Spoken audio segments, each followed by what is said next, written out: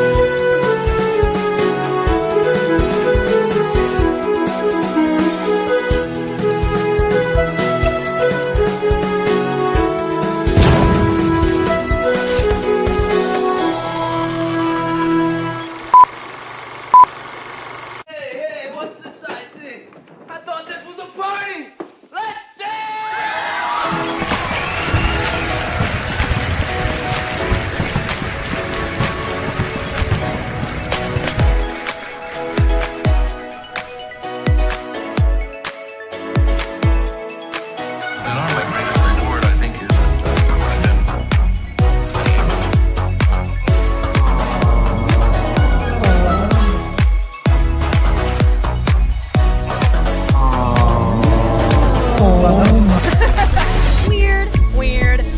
We're seeing Deadpool! Oh my gosh!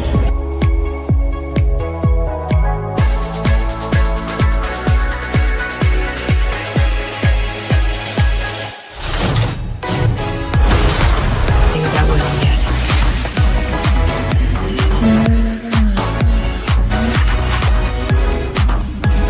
My sister has it. Yes. It's you.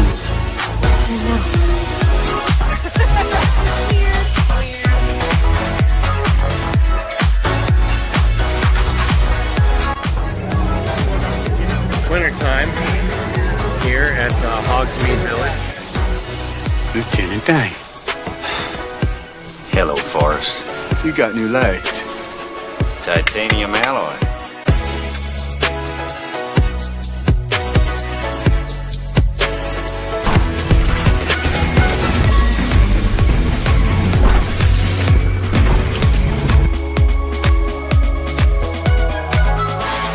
Time for my summer sizzle, cool as a cherry popsicle. No, God! No, God, please, no! No! No! No! It's happening. It's dish time. I've always wanted to do this in front of you.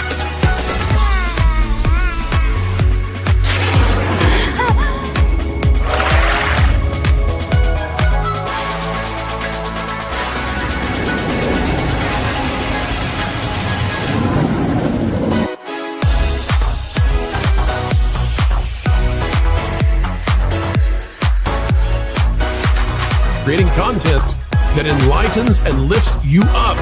Dish, sir, dish. Me at Splash Mountain, just pepper these in here. Hello, everyone.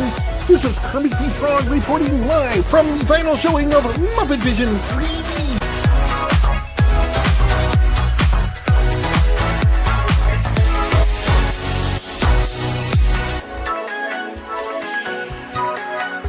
Right? God, I missed our daily dishes.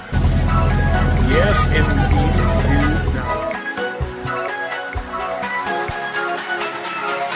You know, I really don't remember you being this opinionated. Who knows? It's Hollywood, baby.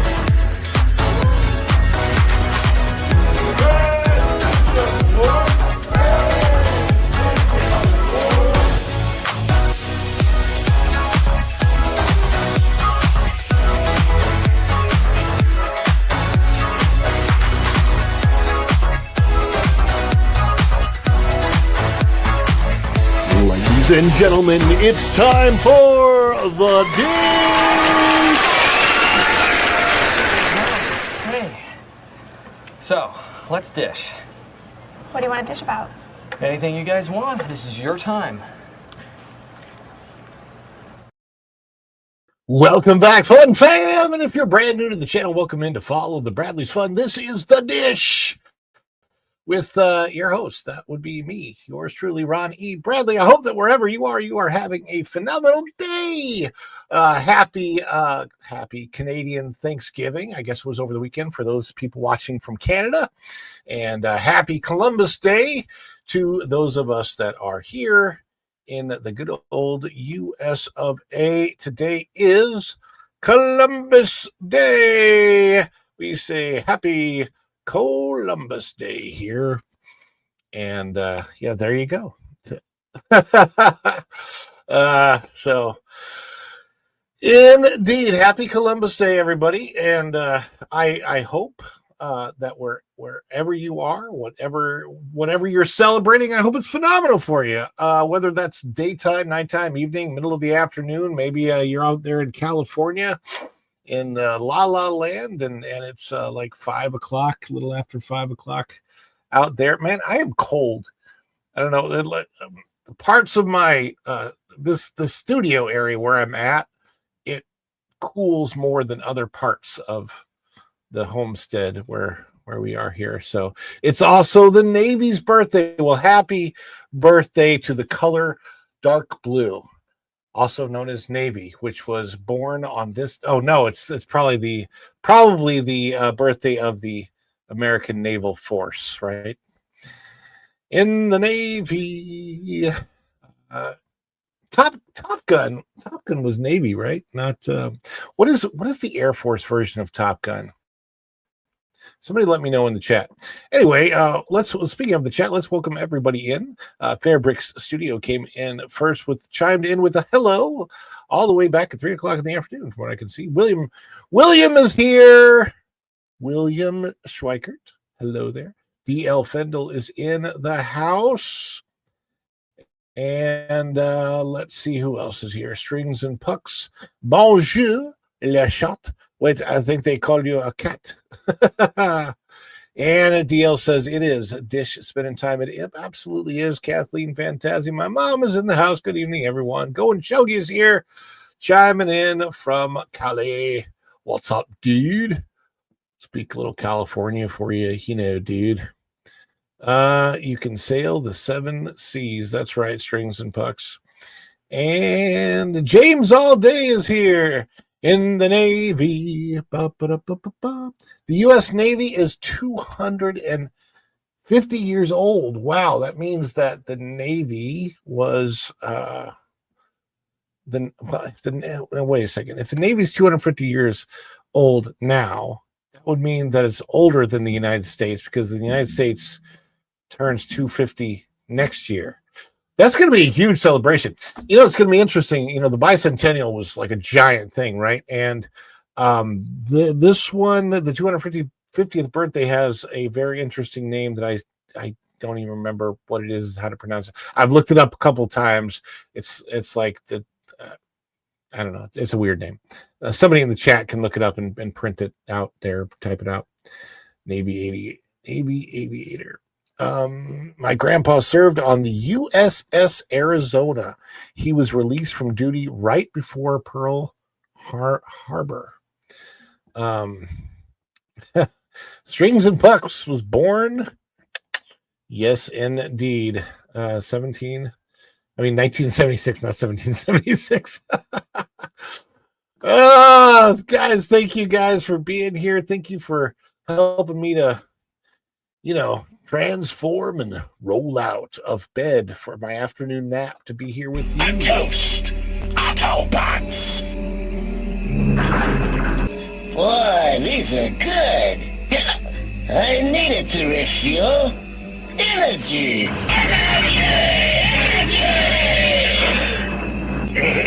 This stuff's the greatest. That's right. We got to get our energy. Speaking of energy, you know who gives me energy? It is my guests, my panelists, my cohorts, my partners in crime. Afternoon, everybody.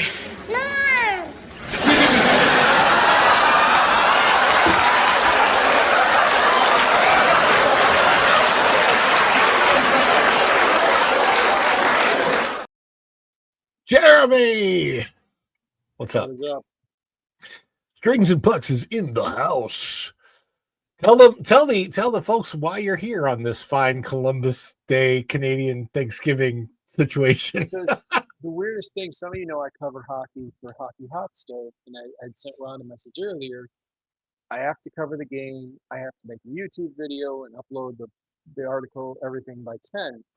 Well, Canada shuts down for hockey, so all the games are in the afternoon because it was Canadian Thanksgiving. And so I got it out of the way. Well, very good. Well, that's good because that way I don't get pucked. So. Yeah. True. You know, they almost went 5-hole on you, buddy. That's right. And we know him, we love him, we grab him from the past. Let's bring him on.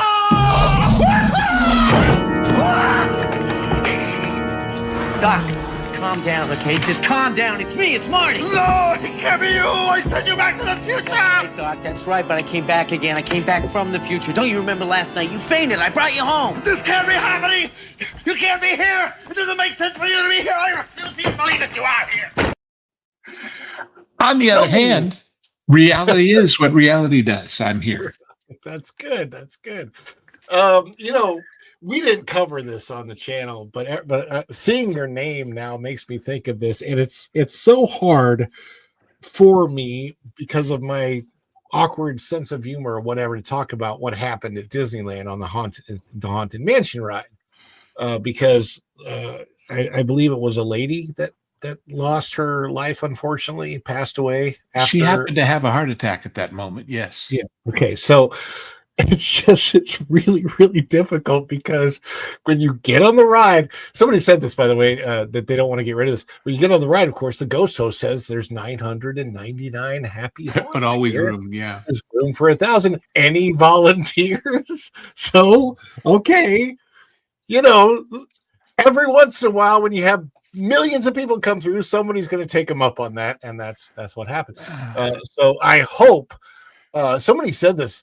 What if they now take that dialogue out because of this? Oh God! Because the Oversensitive Stories Matters group could do something like that, but it's like, no. This was an elderly white lady, I believe.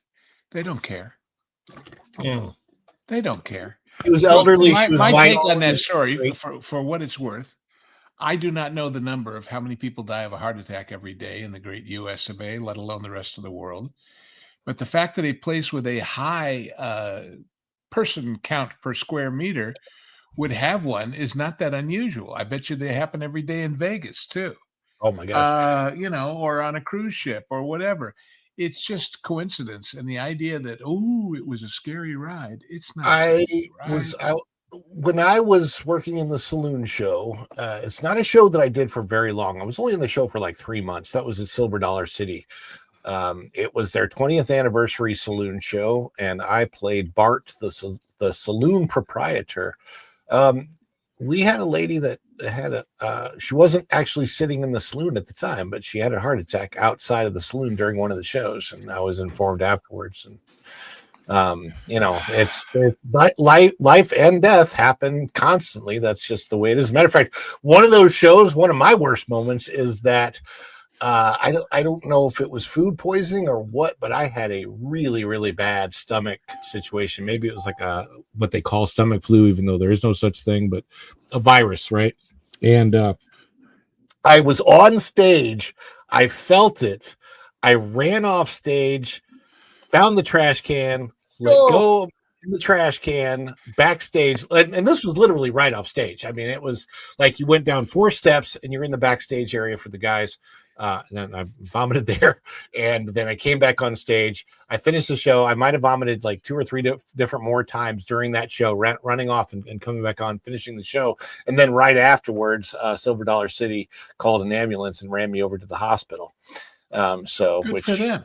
Yeah, they didn't pay for anything. It was ended up being like a $1,200 bill for basically a glass of 7-Up. So that's I did vomit. Padergorik und Bismuth, I'll bet it was. Yeah. What, Jeremy? I vomited 3 times during a show once. Starlight Express, but I was in the audience. Oh, well, I mean, it's Starlight Express. No. God, we paid money for this? Speaking of that, I had the opposite reaction when I was watching a movie one time, and my mom's in the chat, so she knows this, and it was one of the worst things ever. I just got very, very hungry, and it was unfortunately during the movie Alive. So I could have really like, gone for some jerky. What does this say about me that I'm watching this movie about this subject, and I'm really hungry now? I'm glad we're on YouTube. Well, I will tell you, as everybody knows. By the way, to those of you out there, I don't know these two guys. I don't know where they came from. Well, it's almost. I have in my long life occasionally had the need to super expectorate, but I don't discuss it on the air. Well, golly. If it was funny, I would, but those times for me anyway, it was not funny. So, I mean, although if you want it professionally, I went to a restaurant food thing, and I ate a shrimp, and I could tell the minute it went in my mouth, it was no damn good. Ooh. And rather than be impolite and spit it out, I went ahead and swallowed it anyway. And that was a long night later. But such is life. That's the stuff you do. Because when I used to be reviewing restaurants, people said, "Oh gosh, you get to go to all these great places." I said, "Yeah, and I get poisoned 2 or 3 times a year too. So it's not all sweetness and light, Yeah. No, it is not. But some of the greatest food stories. Dude. Oh wow! It might all be sunshine and rainbows.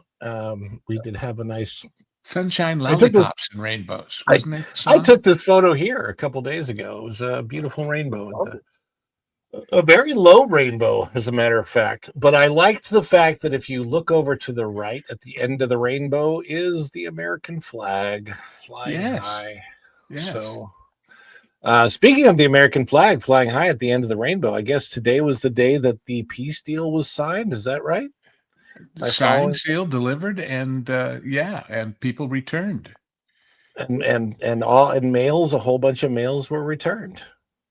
and citizens. There were photos of people walking back to their place of residence. That's a weird setup. I don't like that one. There we go.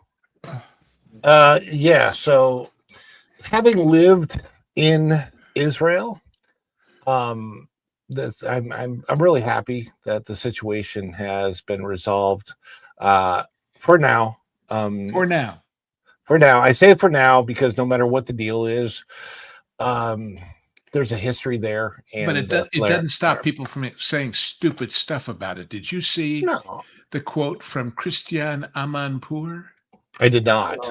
She said that the hostages who were held for 700 and some odd days and tortured and starved and beaten and spit on and raped and abused, she said that they were treated better than Gazan citizens because they were a bargaining chip. Oh, good. I mean, come on, lady. What planet are you on? So, I like it's not the kind of news that I discuss on this channel. No, not normally, but just I mean, I'm grateful that the peace deal aside, that's important and stuff. I don't want to get into. I would get so riled up if I could appear on other news channels. I'd be great, super wonderful. I would get very riled up. Same dilemma, and that's why I started my Patreon. There you go. There's a shameless plug segue. Shameless plug. One. Go and Shogi throw Lou's Patreon in the chat, which I believe you have up on right under LW Goes, right? Patreon. Patreon.com/Lou's Views. And one of the excited members, of course, is sitting up to my left, right, whatever. Jeremy joined. You can too. I cover a lot of these areas that we don't get to. I mean, there's some entertainment stuff there too, and will be more. But also politics, and also food, and also all I have a kinds of other stuff. Patreon and I have a Buy Me a Coffee, which I guess are similar versions of the same thing. I'm not really using either one of them, and I got to figure out how to go about that. Patreon, of course, is the much more well-known one. Well, one thing about it is you can have a free membership or a paid membership. The paid memberships on this cost a big $5 a month. What's the big deal? Okay. And I don't know why everybody, when they post it, they put that CW. I don't know what that means. But anyway, when you sign up for free, you only get episode 0, which I call it, which is the who am I and why am I here and all that kind of stuff. The actual real episodes, which so far there are 4 posted and 3 more coming this week, Jeremy, so stay tuned. For those, you got to cough up the $5 a month, and I hope to make it worth your while. I'll just There say you that. go. And if you have a freebie and you want to upgrade, you can upgrade. I've got to get into This that. is exciting. I can't believe the amount of work you've already put in. Good for you. Well, it took me a long time to sort of master the various programs, and I'm also still working on a Amazon affiliate thing because I want to recommend a bunch of books and movies and things and put them in there. But I haven't quite figured out how to make my own little store within Amazon, which is easier than linking every single one individually. So for those who don't know, in advance, I will tell you when I start recommending these things and you go to the link I give, yeah, Amazon gives me a teeny little percentage for sending you there, but it doesn't cost you a dime. So, what the heck? I mean, it's tiny. I'm not doing this to get rich. I jokingly said, my mother said, you've been doing this stuff online for what? Almost a year and a half now? Can't you make any money at it? My mother's 97 and, she's always looking out for me. But, and my father used to say when I had all these different shows and things, what I'll bet, I don't know. I know your mom's in the chat. She can verify or deny. I bet she said to you at least once, can't hold a job, huh? So anyway, we do what we do. We do what we do. Well, I mean, I'll tell you the one thing about making a decision to go into entertainment, it would probably be my life. I am 100% sure would be very different if I had moved from Vegas as a single person, moved from Vegas to Los Angeles in, say, around 2002, which was my initial plan. And then 9/11 happened, and that kind of changed everything. And that you'd be out, if not already, looking to get out. So, yeah, I mean, I really always used wonder. to, I'm talking back 70s, 80s, and friends in other parts of the country. My son, my daughter, really wants to get in the biz. What should they do? I said they better move here. Yeah, you're not going to make it from Podunk. You're just not. This is where the work is. It's like it's the showbiz equivalent. Remember Sam Kinison, the comedian? Of course. He said, don't send money to all those people starving in the desert in Africa. Send me, and I'll tell him, why don't you move to where the food is? We have deserts too. We just don't live in them, you idiots. But there you go. Yeah. Well, you were talking about programs on Patreon, and speaking of programs, we're going to be talking about something that deals with programs.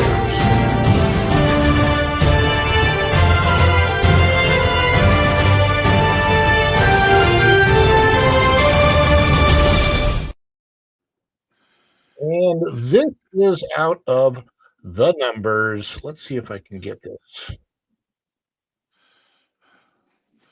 All right, what if you gave a program and nobody came? Yeah, there we go.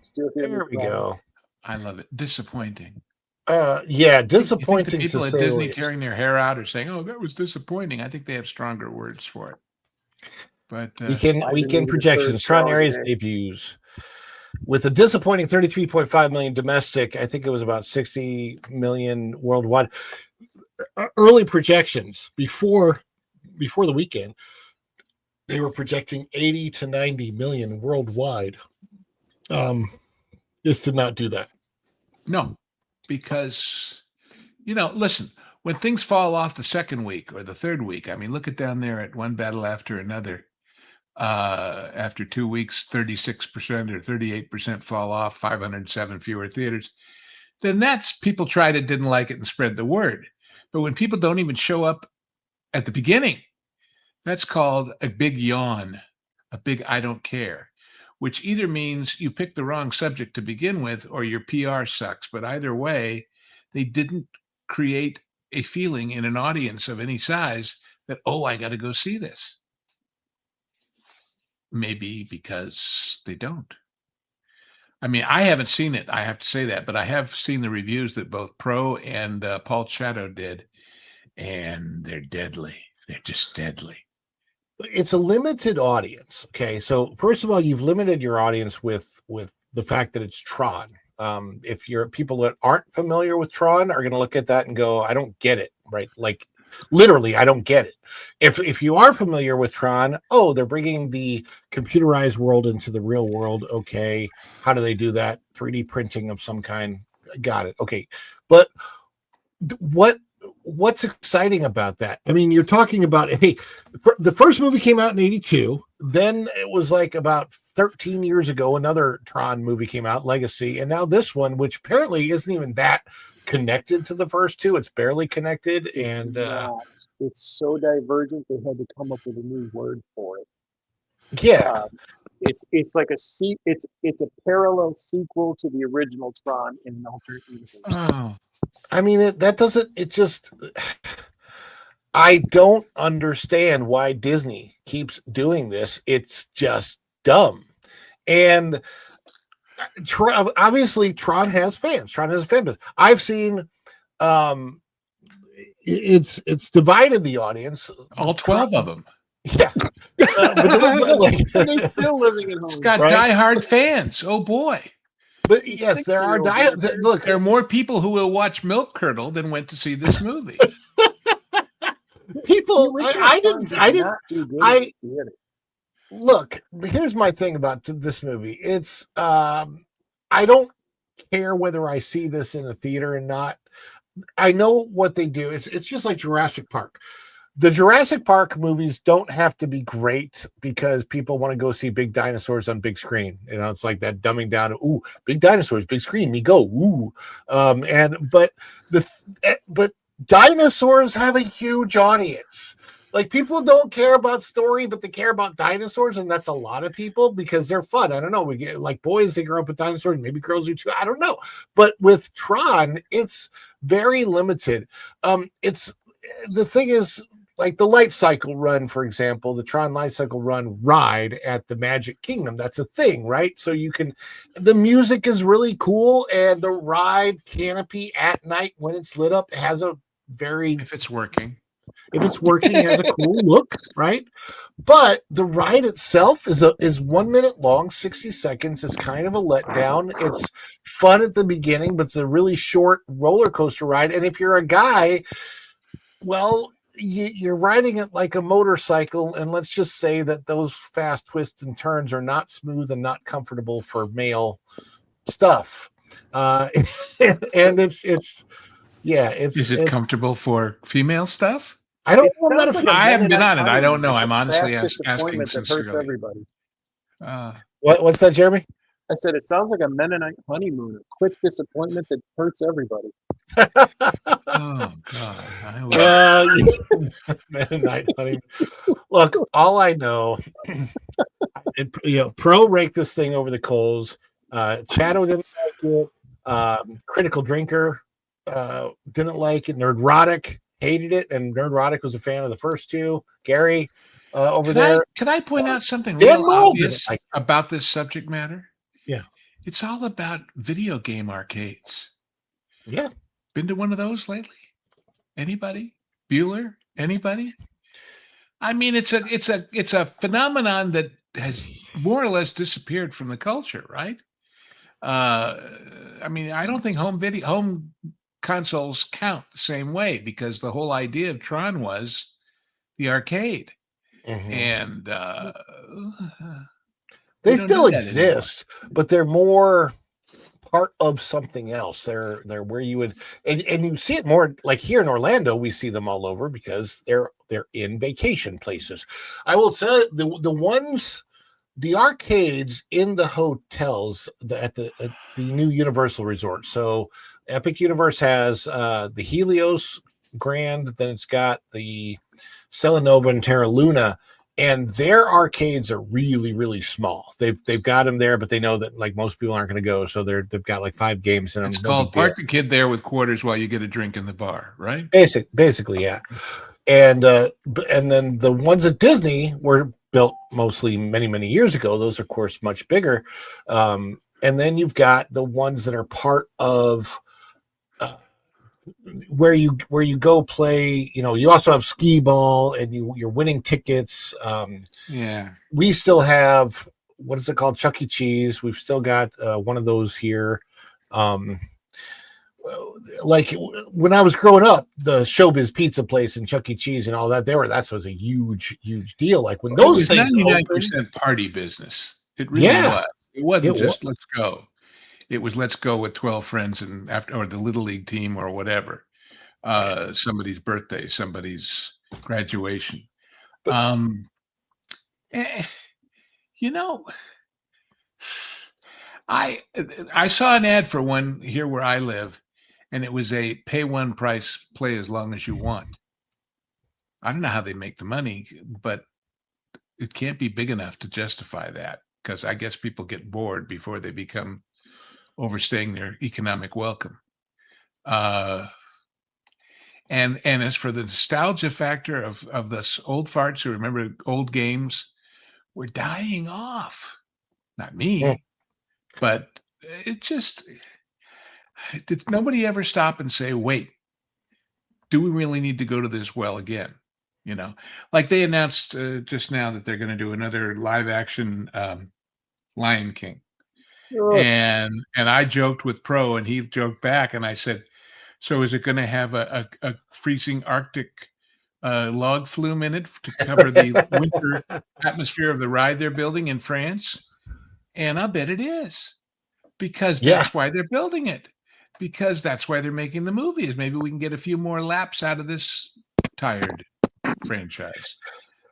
People are going to see it. You know, I know that Mufasa didn't make as much as the Lion King initially did, but it was one of the few things that actually broke to a profit for Disney last year. Barely broke to a profit, is my understanding. If you know, but it was like right there. Disney's done so many. Like this year, I think the only successful thing they had was Lilo and Stitch. And they put out quite a few movies this year. All the 3 Marvel movies, Elio, the Snow White flop. I mean, these aren't just flops; they're hard flops. I forgot they made Elio again. I keep forgetting that movie exists. If we were to go through and list the top 20 movies of all time, the only ones with a number in their name would be the Godfather movies. Possibly Empire I'm State just saying sequels, especially third sequels over 25 years for a ride that somebody should have said, no, wait, stop a long time ago on this thing. Let's look at this article by Marvin out of thatparkplace.com. Tron, Ares flops hard in opening weekend box office as trades try to blame anything but the quality of the movie for a failure. Disney's long-awaited Tron Ares has officially crashed on entry to the weekend box office despite heavy promotion and years of anticipation. The sci-fi sequel opened to just $33.5 million domestically and $60.5 million worldwide, according to AP News and Entertainment Weekly, for a film carrying a reported $180 million budget, which some outlets claim actually reached heights of over $200 million. Those are alarming numbers. Yeah, I would say so. Plus, they must have spent, I don't know, maybe they spent over $50 million marketing it. I don't know if they spent $100 million because I didn't see a huge amount of marketing until the last 2 weeks of push. So they could have, maybe they went low on the marketing on this. Early estimates projected an opening weekend between 80 and 90 million in the U.S., meaning the film missed this mark by a wide margin. The Tron Ares box office debut illustrates an uncomfortable reality for Disney. Visual spectacle and nostalgia can't save a story that fails to resonate. And what's worse, the trades are blaming... Sorry, I didn't know this was going to say this. The trades are blaming the 2020 global lockdowns for this failure. I'm sorry, but I hope every school kid out there is saying COVID ate my homework as their excuse. I'm so tired of that. My God. It's unbelievable. How can you use? It's been 5 years, people. It's can't use that as an excuse anymore. Did either of you go see this movie? I still have my dignity. But I look at that list of the movies that are out now, and there aren't many I would even bother with anyway. I mean, gosh, the last recent movie I saw, and I saw it on Amazon that I thought was really good, by the way, was the Wahlberg thing, Play Dirty, which is a Parker story. It's a lot of fun. Go to Amazon and watch Play Dirty with whichever one of the Wahlbergs that is. It's a lot of fun. It's action. It's rock'em sock'em. It's wit. And, it's free if you get free delivery of stuff. But anyway, it used to be they called movies what they called the high concept, which is describe the whole plot in a single sentence. And the plot with this one starts with a tired franchise from 20 years ago fails to make money and is thrown into a world of excitement inside a computer. Newsflash, yeah, exactly. I mean, the only thing about the original, right? The only thing about the original that tracked is that it was 1982, and a lot of that movie was done inside of a computer. It was the first use of a lot of CGI presented as CGI that we saw in a film. I mean, the whole point of the CGI in that movie was that you are inside of a computer, so you have become a computer-generated image living in the computer world, in the digital world, which, of course, doesn't actually exist. So you are living in an immaterial world, and you're an immaterial girl. Pretty much. I mean, it was very interesting. But the one that really, though, Ron, used computers enormously for everything instead of models, long before that, several years before that, was The Last Starfighter, which was rendered frame by frame on a Cray supercomputer, for God's sakes. Wow.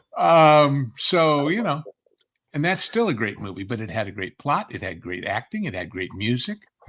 So, that's part of it, isn't it? What I just put on the screen is, do either of the two of you recognize this actress? No. That is Sydney Sweeney. Yeah, that is Sydney Sweeney. And now I recognize part of her. Oh no, she's boxing. She's got teeth, the boxing teeth thing. Mouth so protector, yeah. I don't know what Christy is about. I want to investigate it a little bit more.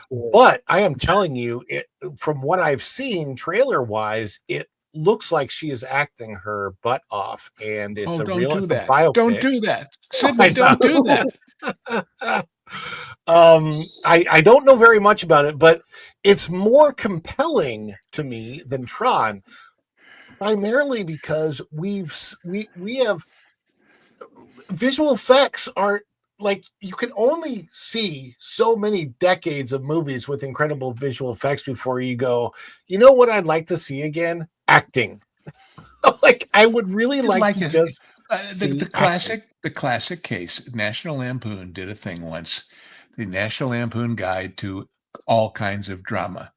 And they applied what they called the suddenly everyone was run over by a truck theory, which was if you turn the page or you cut to the next scene or you switch to the next moment, it said suddenly everyone was run over by a truck. Would you care? And if you wouldn't, it was probably a bad story. And that seems to be the case with so many of these lately that you wouldn't care. Ron, you said something really interesting, and it kind of triggered me a little bit. So Tron was great for us because computers were such an unknown, right? And it felt like magic becoming real. We're at the point where kids have $1,000 computers in their pockets, and can't be separated from them. I honestly think if you went back to, if you guys remember Dick Proenneke, who did that Alone in the Wilderness, where he moved to Alaska with nothing but a few hand tools, built a cabin, something like that redone would actually be captivating because it's devoid of all technology. And this guy made it work for, I can't remember, it was like 20 years into this thing. Incredible. I agree with you, but the only part that I don't go with is redone. Let's stop redoing. Yeah, you know, Let's you're right. There's got to be another way to tell that story that isn't a redo, that makes that point that isn't a redo. Anyway, that's just me. I'm an old cornball. I kind of like to give a darn what's happening and have the good guys win. Silly me. Well, what did I see today? There's a television show that didn't make it in the 1980s that I think if they wanted to quote unquote redo something and bring it back, since like pretty much nobody's heard of this. Which one? It was. Lily's like, I didn't work on it. No. I know you'd probably remember the show. It was called Misfits of Science. Oh yeah, I remember that it existed, but I never was interested in it. But that's right, exactly. But the concept is interesting because the concept. Yes, if it had a creative writing team that was all about story and not about message, I think you could actually get a good movie or something out of it. Well, but when you think about it, I would say up until recently, 75% of all sitcoms are the same concept: a family and their friends and their issues. So it's not the concept that sells it. It's the people and the interaction. And I was talking once with the executive producer, for example, of Major Dad. And he said, the thing you have to remember about this show is this. In those days, this is before Desert Storm and everything else. He says, everybody hates Marines. Everybody thinks Marines are arrogant SOBs. And so we've got that against us before we ever start. So you got to get over that. You got to get past it. But they did. They made it work.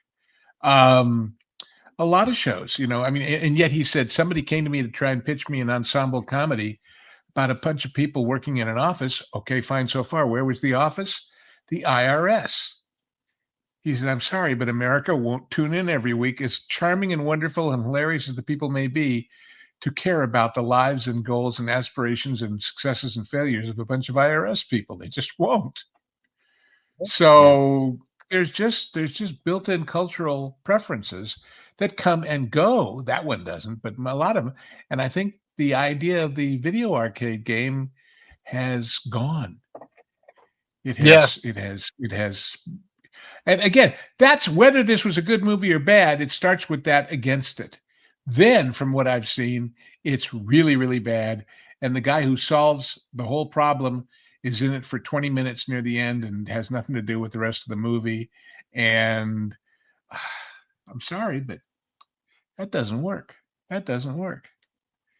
40s Mandalorian says Ready Player One has really taken the place of Tron, which was, also, Ready Player One was also a bunch of callbacks to 1980s and 90s and nostalgia stuff. I had a hard time trying to watch that movie and trying to keep up with that movie. It's I don't know. There we go. Morrow, you were correct. Courtney Cox.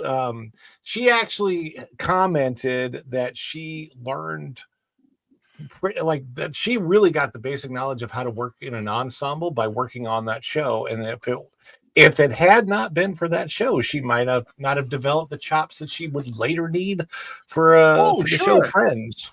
People learn stuff on failures as well as successes. They would just like to take a little second and third semester learning it rather than just be gone in 60 seconds. But remember, remember this now. Everybody is talking about, oh, God, jobs in Hollywood are down by 30%, 40%, whatever. If you were making the exact same number of TV shows as you did 30 years ago, but you're making them in 8 and 10 episode stints, not 25 and 30 episode stints. Oh, yeah. There's going to be less work. That's just the way it is. Yeah, it's really interesting because and I know, Lou, you're familiar with this. What everyone calls TV series now on streaming, we had a name for that in the 1980s, and it would come on and it would be very special, and it was called a miniseries. Yeah, sure. There Winds was of War, North and North South. and South. North and South. There you go. What was the Western one?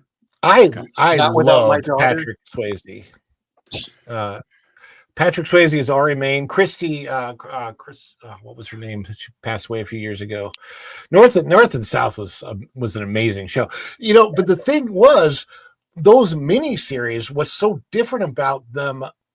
What was so different about the way they were then versus the way series are done for streaming now is they had so much care behind them. They were crafted in such a different way because they had to be special. I mean, you were trying to redirect everything that people were doing on a regular basis because people lived by television schedules back then. They were great novels, whether they came from one or not. They followed the same form. I just read a really fun novel today by a new author I'd never heard of, but it's kind of in the tradition of the Master and Commander books. It's one of the, the Age of Sail and the Brits versus the French and the Caribbean and like that. And it's all very technically accurate, which I appreciate and which the fans insist on. But if it didn't have the characters and it didn't have the interactions and the surprises and the, oh, you're the cousin of so-and-so. I knew him when I was in school and we were, there's all that stuff that comes out in the course of a miniseries or a novel that nobody's got time for when it's 24 minutes and commercials. Do you think, Lou, with the way writing is now done for television series, does it feel to you like they care less? No, I mean, no. I keep saying this, but listen again, everybody. Nobody sets out to make a bad show. Okay. Nobody tries to do something poorly. They do what they think is good. Whether they are in a position to judge what's good or not is the problem. There are a lot of people with their taste bound up in politics or in social issues or in whatever, and that's got nothing to do with telling a story. I mean, think about, look at the obverse. Look at all the great World War II movies, let's say, for example. Certainly they were fighting against evil enemies in the Germans and the Italians and the Japanese, but that wasn't what the movie was about. The movie was about the people and how they reacted to each other and whether you cared whether they made it or not. You gotta care. You gotta care if the guy survives in the next 5 minutes, and you gotta care how that will affect him. And what it'll cause next. Well, Band of Brothers, Strings and Pucks, absolutely. Oh, yeah. What a great show. What a great, amazing show. So if you're saying that they don't care less, it sounds like you're saying that maybe they don't care about the things the audience cares about. They are isolated from the audience. I did 2 whole articles for the website for that Park Place about the bubble people. Yeah, they live in an entirely isolated universe of them and their 12 friends. I keep telling the classic story. When Reagan won with a landslide, the very, very famous and well thought of film critic for I guess it was the Times or the New Yorker, I forget, but Pauline Kael, who lived, of course, in upscale New York City, the next morning was quoted shocked. And she said, I don't understand it. Nobody I know voted for it. And that tells the whole story, doesn't it? Yeah. Yep. And so, but for those of you who are we're talking about 1980s things, by the way, this is very different than The Boy in the Bubble. That was a whole different. Yeah. Speaking of, it was a mystery how he went to the bathroom. It's no mystery that I really have to go to the bathroom. Hold on. Go.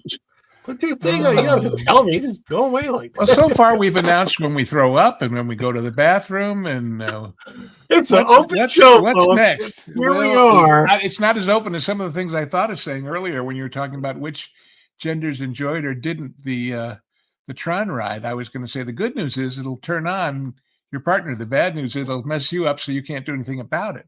But Yeah.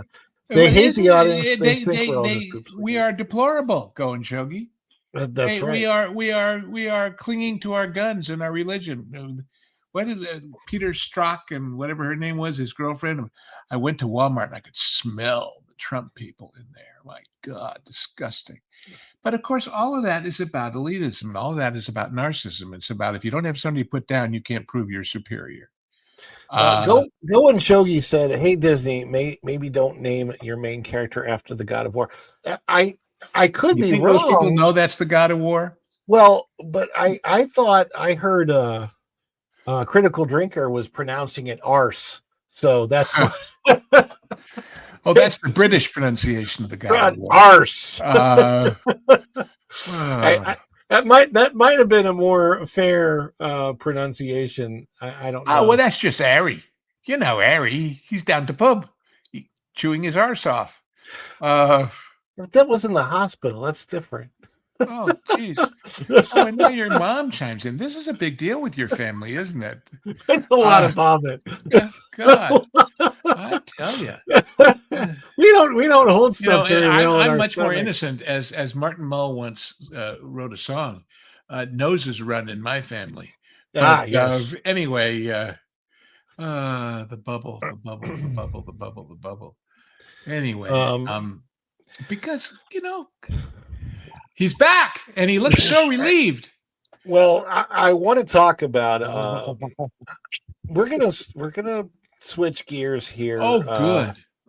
A little bit, and I know what we're going to talk about is probably one of Lou's, favorite things. One of his. I bet we're going to bring up one of your favorite people in Hollywood when we talk about this next story. Lowered expectations. Let's get this one on the screen. Out of X. Oh boy. I don't know. I probably don't have the audio turned on for what Mark Ruffalo said. Oh, who cares? Yeah. And I don't know that we even need to watch it. He said it was stupid because he's stupid. Lauren said that. Here's the thing: Mark Ruffalo is going to be an upcoming part of, I believe, the next Spider-Man movie. That's what I've heard. That the Hulk is in the next Spider-Man movie. That he's going to be in part of this Doomsday. I mean, I don't know why Marvel has these actors out there that are just saying this stuff, but basically he was talking about the need to replace capitalism with socialism. And Lauren Chen says, if Mark Ruffalo is so concerned with wealth inequality, he could donate his $90 million fortune at any time, but he doesn't. Which, it's when millionaires talk about billionaires, do they realize that they're all in the same kind of percentage of society? They're all in the upper 1%. It isn't all billionaires they hate. They don't. Oh no, George there's Soros. one. They don't hate. It's really weird. So the most number of billionaires. That's a little grammatically tortured, but he doesn't have to speak. All he has to do is smash. He doesn't smash scripts that well. Reimagining. He's going to reimagine. Well, did he ever decide to ask the opposite question? How come all the socialists didn't create the most billionaires? In fact, none except the couple or three guys on top who are stealing from everybody else. Right. That's what people fail to understand about socialism is it can't work because of having to have somebody in charge of it.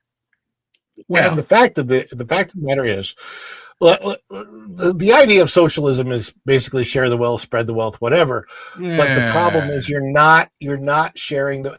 Okay, a very simple. If you really believe that's what socialism's idea is, you believe Islam is a religion of peace. Yeah, that's the cover story. That's the excuse. That's the gimmick. That's the come on. All of these guys are just gangsters. They're just gangsters. Listen, I mean, I know mafia guys or knew them back in the day, And they were not about being the best. They were about being in control. So whatever they did got the best return because there was no competition. That's all. Yeah. That's all. Anyway. The thing about socialism is people always want to say, share the wealth, spread the wealth. If people, what they think is that they've got a small slice of bread and like a big blob of jelly or whatever spread you want to put on it, and you can spread it out and it'll be like nice and even and everybody gets a taste. But that's really not the way it works. The way it actually works is you have about a teaspoon size of jelly, and society is a slice of bread the entire size of America. And when you spread the jelly that thin, nobody tastes it. Look, I don't think it was on your show, but I told this joke to somebody online recently, and I want to say it because it's not directly relevant, but almost. Okay? Actually, I told it to my cardiologist. She got a kick out of it. So there's a lawyer, a doctor, and an engineer. And they're arguing over who has, with all due respect to that other one we know about, the world's truly oldest profession.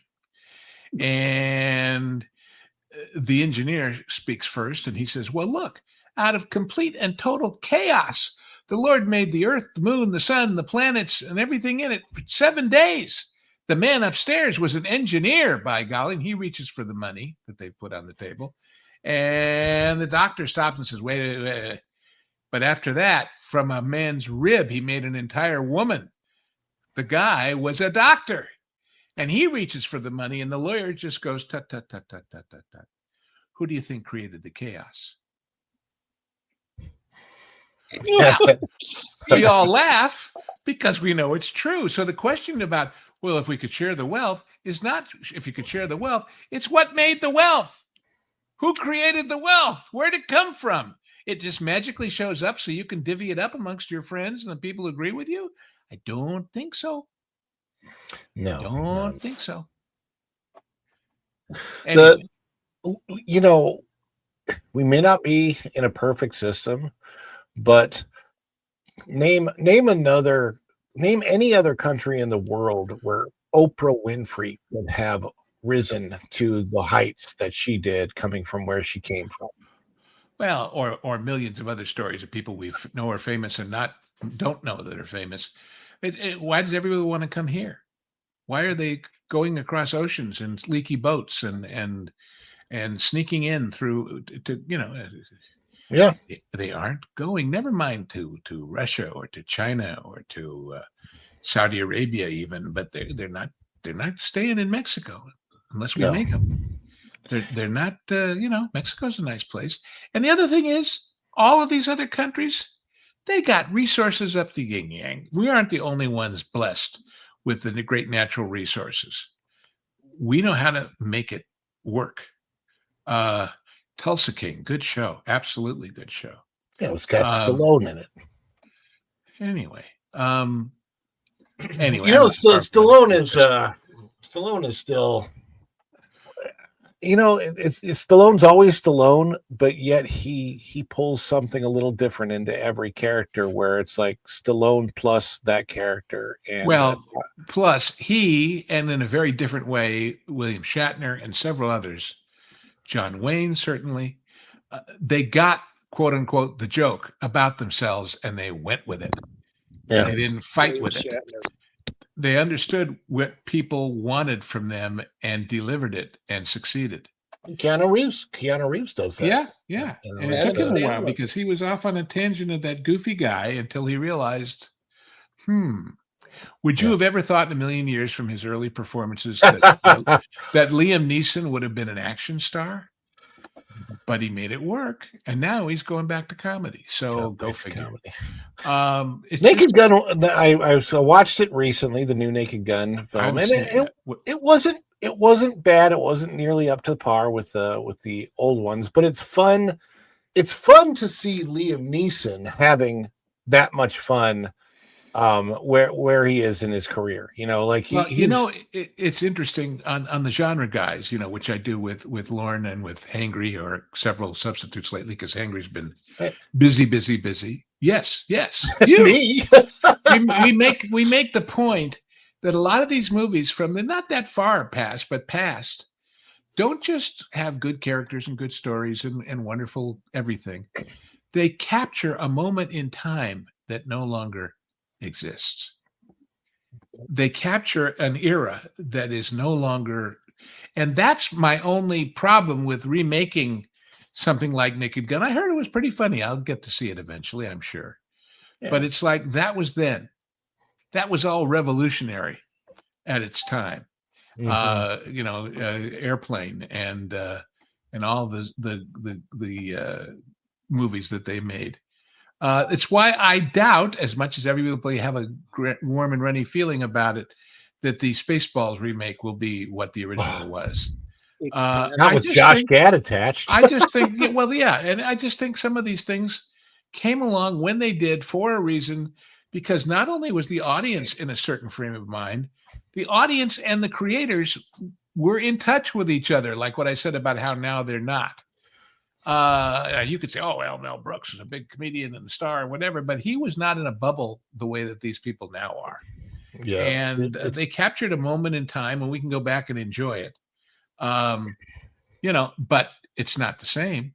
It's not the same now. And to remake it, I don't know. Speaking of a moment in time, Lou, I know that you need your moment in time. Are you? Yeah, I'm gonna duck out because I have to come back in an hour and enjoy the late night, what I always call the super secret double probation pro show on Monday nights. But thank you for having me, and thanks everybody. And I hope you'll check out my Patreon. Yes, go and throw that Patreon link up in the chat again, please. Yeah, patreon.com, Lou's Views. I have no idea what that CW is that shows up over there, but that was a television I made a show for them. They do superheroes, I think. What did you do wrong, Lou? No, I did a great show for them, but I don't know. I liked it. What were they? It was the WB and the C. I still forget the convoluted thing that happened with all of that. But everybody wanted to have a network, but nobody wanted to do the work. So everybody was kung fu fighting. That too.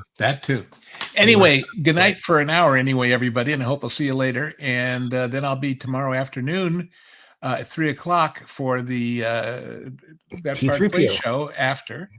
And then after that, what do I do? God. I don't know. Somewhere. Genre Guys will come out. Yes, we just did an interesting double feature on the Genre Guys. I say double feature because we're now doing 2 shows at a time and taking a week off. We did, are you ready? Vertigo and High Anxiety.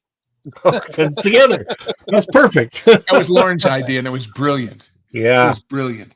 And man. And then on Sunday again, Vash and I go to the back lot and kick things around. So I'm around, and I appreciate the wonderful reception everybody has given me. And I'm just here to what was it? Kick butts and chew bubble gum, and I'm all out of bubble gum. Wasn't that Rowdy Piper or something? Roddy Piper, baby. Yeah. Well, I'm always grateful to having you on. My Liz. pleasure. Thank you so much. And thank you for being a part of the party, Jeremy. And he's having a good time. He looks like a guy you could trust, right? You don't have to trust me. Join along. And learn about shutdowns and sombreros was the most recent episode, and that's kind of a fun one. Nice. But more to come. I'm interested in what when I get another invite to Genre Guys, what my next foray, because those first we don't even know what we're doing next. Whoa! We haven't figured that out yet. But you got a very strange and wonderful combination on your spend. We're gonna do roller babies or solar babies. It's kind of fun to go back in history and watch that old stuff, though. Especially The Boy and His Dog. Boy, that was an interesting one. Yeah, fantastically interesting movie. And I told the story during the show, but people didn't hear it. So when they brought the movie down to USC Cinema when I was there, and somebody, have film students have to ask stupid questions. And so somebody asked Harlan Ellison, who wrote the original story, they said, in the original book, you never specified the breed of the dog in the movie. How did you choose this one? And he just smiled and said, like everything else in Hollywood, he screwed the producer. So, and the producer was sitting right next to him at the time. So Anyway. Oh, that's good. God, the stuff I've seen. All right, I'm gonna say goodnight, everybody. Thank you so much, and everybody enjoy the dish and have a dish of something good for Ron and for Jeremy and for me. Good night. That's right. Have a good night. And with that, the ghost becomes visceral again. All right. Well, oh, go ahead. No, you go. I was just saying, after you said the ghost again, my wife and I talked for about an hour about that Disneyland thing at the Haunted Mansion. Yeah, yeah. And she's obviously someone who loved Disney. She wouldn't be there. Right. Go to the family and rename one of the ghosts in her honor. Give them a plaque. And how cool would that be to then take your kids and grandkids, say, see? Well, still here. That's what Irvine, I think Kim Irvine might be your name, who was the granddaughter maybe of the original Leota Toombs, who continues to work for Disney. I mean, she goes there and she literally sees her, whether it's her mom or grandma, I can't remember, but the original head that they use for Madame Leota was the face of Leota Toombs, the real Imagineer that helped create it. And then at the end of the voice that you hear, the one that says, "Hurry back, don't forget to bring your death certificate," that voice is actually Leota Toombs. So yeah, I mean, this lady goes there to and actually see, like, kind of wild when you think about it. But Haunted Mansion is, I don't know, it exists in a place that's not exactly horror, but it's the fun side of Halloween that I always liked. I don't like horror. I don't like, which is really funny because having worked in so many different haunted houses and been one of those people that jump out and scare the living crap out of people, it's just, it's ironic for me. You know, it was really weird. I've never told this story before, so if you're in the chat, there's not that many people here tonight. You're going to get something that you've never heard. When you're a scare actor, okay? So I was a scare actor in 2010 at Hollywood Studios. At not Hollywood Studios, sorry, at Universal Studios, Florida, not Hollywood. I was a scare actor in one of the haunted houses.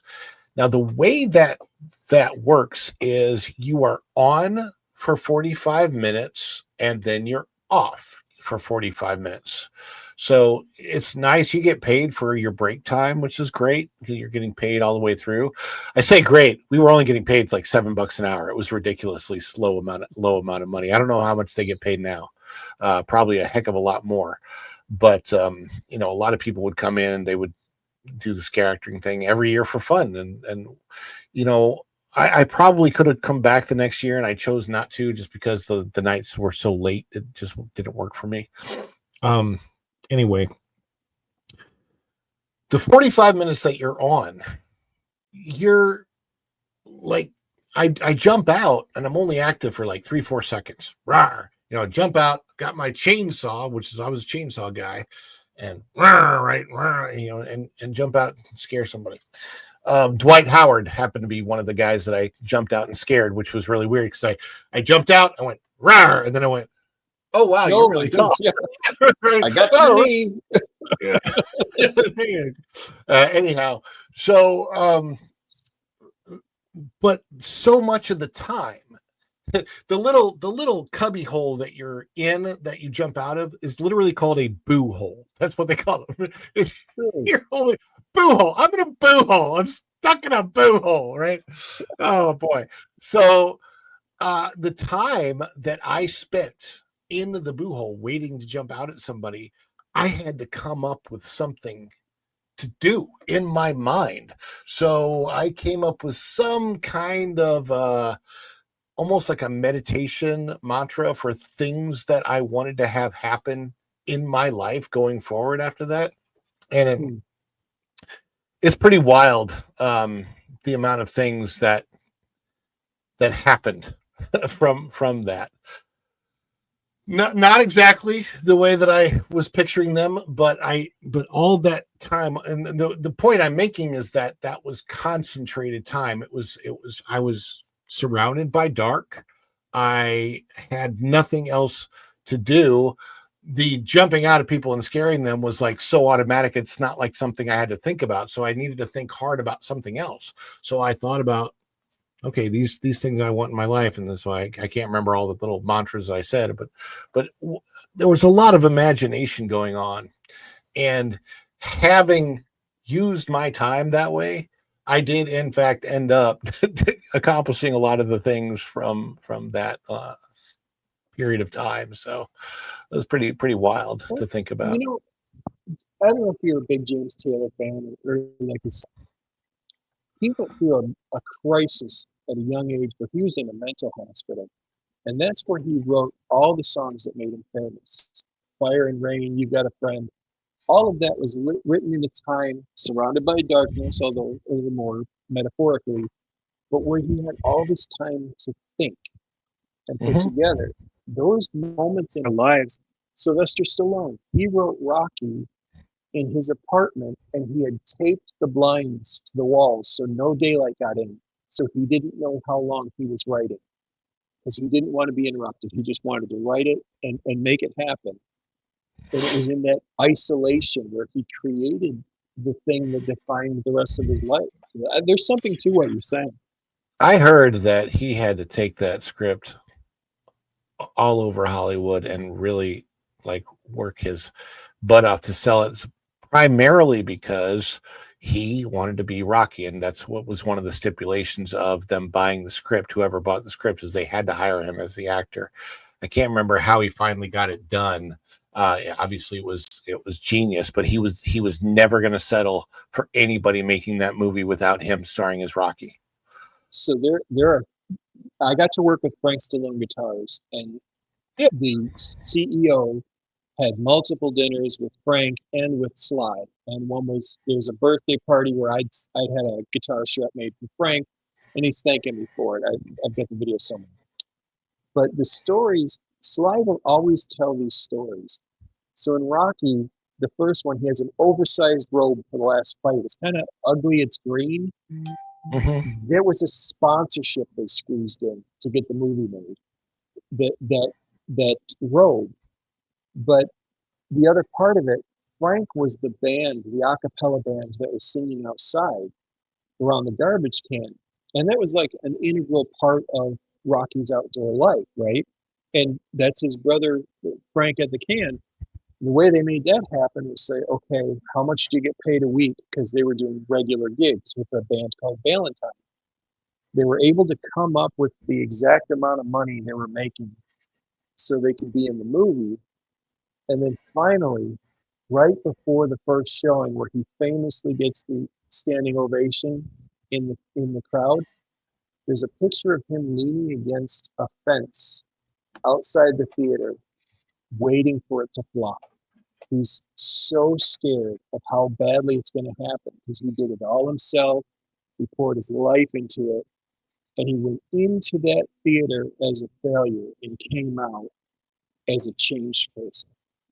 So much went into that, and so much agony. He had no idea, and was really waiting to be just crushed after. So that's very amazing. crazy. And yet, what we all remember more than anything else about Rocky is, yo, Adrian.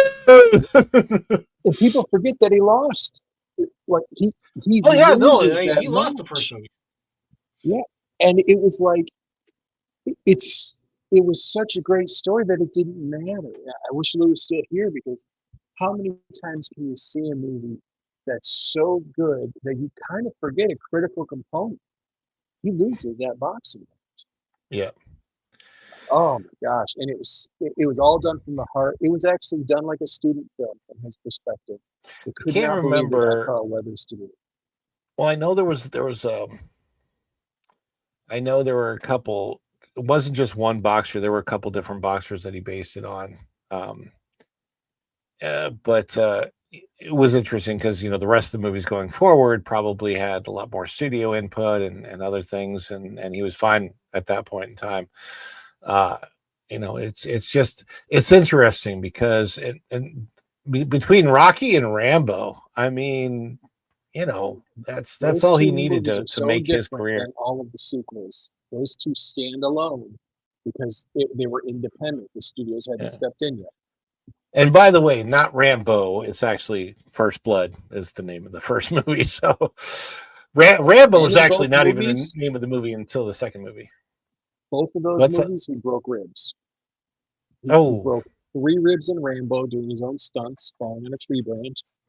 And he didn't have money to research Rocky, so he just walked down to a gym and said, "Okay, I need someone to spar with me." Got his ribs broken. I This think it is was bad. RDJ broke his ankle doing Iron Man 3. I think there was a stunt that he wanted to do himself, and he ended up breaking his ankle because somebody wasn't ready for it. I know the guy that plays Peter Parker or Spider-Man. He just had some kind of injury. If you do it enough, you're going to get injured. But Tom Cruise snapped his ankle on that one Mission Impossible where he jumped over the roof.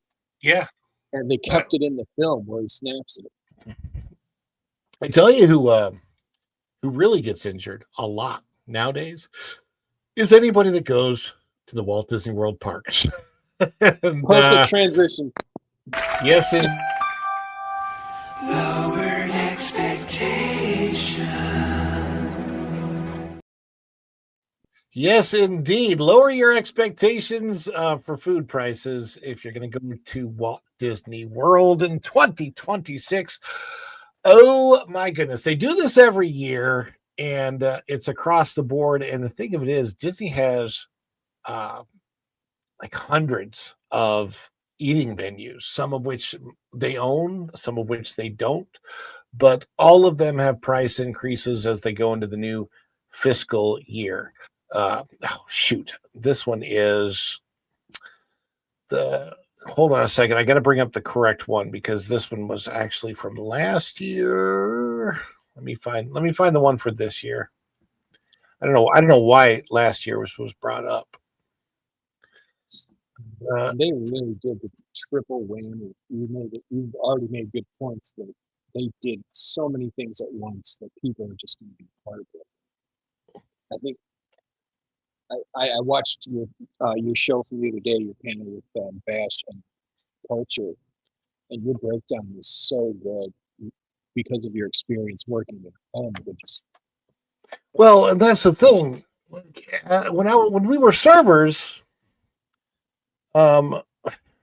this might be it. Yeah, okay. When we were servers, when I was a server, you loved the food at price increases because you hoped that that's like getting an automatic raise, right? The whole idea is you're going to get tipped more. But when you're not a server, when you're a guest, it sucks. Here's the thing, Cat Wings. What haven't I done? I have never focused on one thing for long enough to be incredibly successful at it. That's what I haven't done. I have dabbled all over the place. I've had a successful caricature career, but as a caricature artist, that career can only go so far. So yeah, I have, because of my ability to draw caricatures, that actually led to so many other things in my life, especially the gig that I got in Las Vegas drawing caricatures at the top of the Stratosphere Tower. The people I met doing that, people I become friends with, lifelong friends, like Dave the Jumbo Palumbo. Dave Palumbo was on the Mr. Olympic circuit. I will never forget, because when I got I'm like, hey, let's keep in touch. After I drew him and his girlfriend at the time as a caricature, just huge, hulking guy, right? Nicest guy you could ever meet in your life. He was awesome. We had a great conversation. At the end of it, I got his email address, which I don't think he uses anymore, but it was like Huge 360 or something was his handle. I mean, and he's awesome. Anyway, we're friends on Facebook to this day, and he lives in Florida. I haven't seen him in a long time, but he's slimmed down quite a bit from his bulk giant days. But what a great guy he is. And you know, the top of the Stratosphere Tower was such a unique place to end up doing caricatures, right, in Las Vegas. So from that, I ended up getting my acting agent, and I did all the acting, a whole bunch of acting jobs that I'd done in the past and stuff. So yeah, I mean, I've had some great experiences. I've been very, very blessed. I just haven't really. What I'm hoping for is that all of that experience. That's one of the reasons I'm doing YouTube now, is because my whole life, my smorgasbord of life experience, I can direct to YouTube and being a part of panels and bring that experience, bring the knowledge, and all of that to these discussions, and have that perspective as we go into this. But I think I have the correct story up here. I just saw a thing. I looked up Dave. I'm ashamed to say, they did a film on his life. The trailer is only 7 months old. Yeah, it's called Jumbo Palumbo. Dave the Jumbo Palumbo, man. I cannot tell you how nice this guy is. Because I remember, I'll never forget like him coming up asking for a character, and I don't want to go into everybody that I drew when I was in Las Vegas and then later on in Branson, Missouri, because I did a lot of caricatures of a lot of famous. I've drawn Yakov Smirnoff as a caricature, Tony Orlando. Actually, this was really funny because I knew Tony Orlando from Branson, and I knew him pretty well. And then Tony now lives in Vegas. His son John Orlando and I are about the same age, so we've been friends for years. And Tony celebrated his birthday, and I want to say it was like 52 or something like that. Anyway, this was back in the year 2000 at the Stratosphere Tower when I was working there, and it just so happened that I was working. And there was a national oldies radio show that broadcast from the top of the Stratosphere Tower. So I was literally on the backside of a radio station, and that was another cool experience. From that, I got to know. I almost became like something I never have done, but almost did because of that. Almost became a DJ for that radio station. It was very, very close, but then the show got canceled or whatever. Anyway, it was a national radio show that they did at night. It was one of those syndicated across the country oldies show. Marty with the Party was the guy that did that. And he had Tony Orlando on, and it was his birthday. And I went in there. I said, Tony, remember me from Branson? I drew his picture and we chatted. It was just what a blast that was. Well, I ended up doing caricatures for that radio station for every one of their radio personalities, and then they used those caricatures on their website. And because of that, I didn't add. They said, "Do you want to get paid? Like, how do you want us to pay you for this?" I said, "I tell you what, you don't really have to pay me for this. If you want to do this, you guys are always giving stuff away. When you have those giveaways and people don't pick them up, just let me know." Well, let me tell you, I got to go to so much free crap in Vegas because of that. Because from that point on, anytime they had giveaways, they're like, "Hey, people didn't pick these tickets up. Come and get them if you want them." Boom, boom, boom. I mean, all kinds of stuff. That was amazing. I only spent 2 years in Las Vegas. But they were some of the best years of my life as far as work was concerned, and like what I was able to do and network for work. Vegas is like a big small town. You can network there so easily. Everybody knows everybody, and it can be really good or really bad if you get a bad reputation. I had a good reputation when I was in Vegas. It's a horrible place to live. Like, because if you're working all the time and you're focused on that, it's good. But like, then you're like, "Oh yeah, I live in the middle of the desert." It's just, you have to drive so far to get away from Vegas when you live there that part of it just was never particularly that fun. But let's it's going to be the final story that we cover for tonight, and then we're going to send you guys over to the pro show. We might end a little bit early, so you might get a little bit of a break before the pro show, and that's a good thing, right? So this is Disney Dining, and this says here is written on October the 12th. So this was just this is brand new. Full list: every Disney World price increase hitting your wallet in 2025. Wow. So you've got, if you thought the price of Mickey pretzels in many years was already eye-watering, buckle up, Buttercup, because Walt Disney World just hit guests with a massive wave of price increases this October, from tickets passes to churros, popcorn, lightsabers, even parking, nothing left untouched. And what I want to see is if they hopefully focus on food. Tickets going past $209 a day at the Magic Kingdom. By the way, think about this. Those $209 days at the Magic Kingdom, if you buy a Premier Pass Lightning Lane, a Premier Lightning Lane Pass, those Premier Lightning Lane passes are $449. So for a ticket plus the Premier Pass, the one that gets you on all the rides, so you don't have to be down, looking down at your phone. That cost would be $660 per person. That's just to go to the park. Unbelievable. Right? $660 per person to go to the park, and it's the only way you can guarantee that you're going to be able to get on every ride or go on every attraction or every meet and greet that you want to go to, right? $660 per person. A family of four is over $2,400 before your hotel, before your food. You had hotel, everything you actually have to pay for. Yeah. So if you add your hotel and your food to that, and you're looking at, and if you've got that much money, you're probably spending at least $200 for that day on food, if not more. You could easily spend $300, $400, $500 for food for that day. You could easily spend $1,000 for your hotel, $1,500. So put $1,500 on you're literally looking at $8,000, $9,000 a day for a family of four.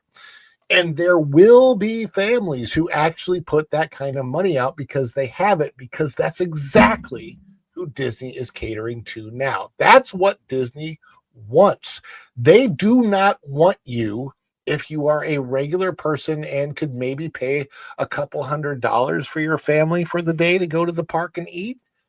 If you really, like most families, if they saved up, they could go, okay, we want to spend $2,000 on a vacation for 3-4 days at Walt Disney World. You can't do it. You can't do it now. It's such the antithesis of what Walt wanted when he built these parks. Yeah.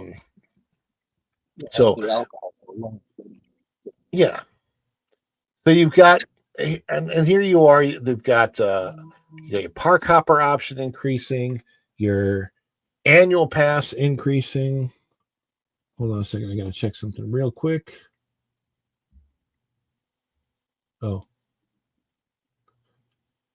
okay.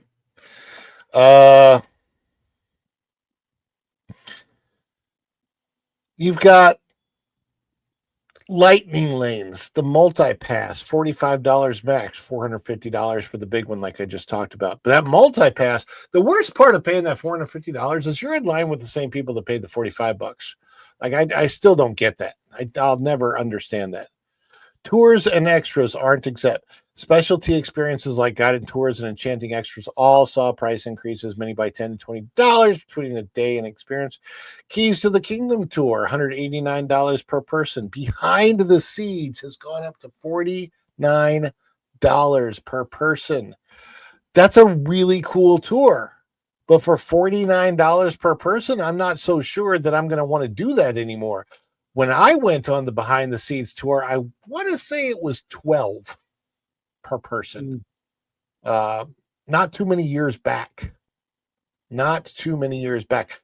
What for those that don't know, Behind the Seeds is a pretty cool little tour. What that does is everything that you go when you go to Epcot and you go to Living with the Land. Jeremy, have you ever been on Living with the Land at Epcot, the boat ride? No. Okay. Epcot looks like the most amazing thing in the world to me too. So, Well, it was, but and I think you'd still enjoy it. But anyway, Living with the Land is a ride that takes you. It's a boat ride that initially takes you through a story of basically how we ended up through history cultivating land and farming and stuff like that, right? But then the last part of the ride actually takes you through a living farm. What do you call it? The glass enclosure.